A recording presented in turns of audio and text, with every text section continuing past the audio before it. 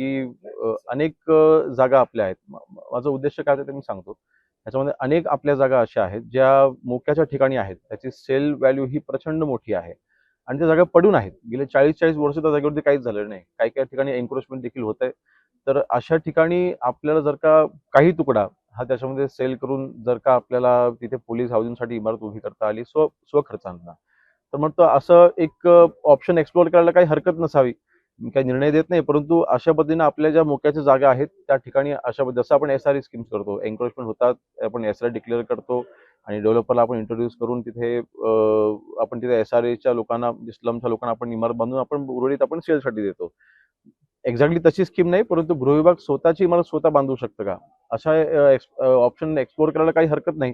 मग त्याचा नक्कीच आम्ही अभ्यास करू, परंतु हा एक पर्याय म्हणून आम्ही पाहतोय आणि त्याचा मी प्रयत्न करतो. खासगी विकासकांकडनं ते डेव्हलप करायचा विचार आहे नाही, आम्ही स्वतःही करू शकतो ना.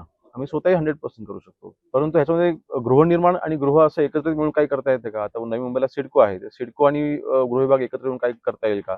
हा एक मोगम एक पर्याय म्हणून मी समोर आणलेला आहे. परंतु ह्याच्यावर नक्कीच अभ्यास करून पोलीस हाऊसिंगच्या वरती कसं काम करता याचा मी प्रयत्न करतो.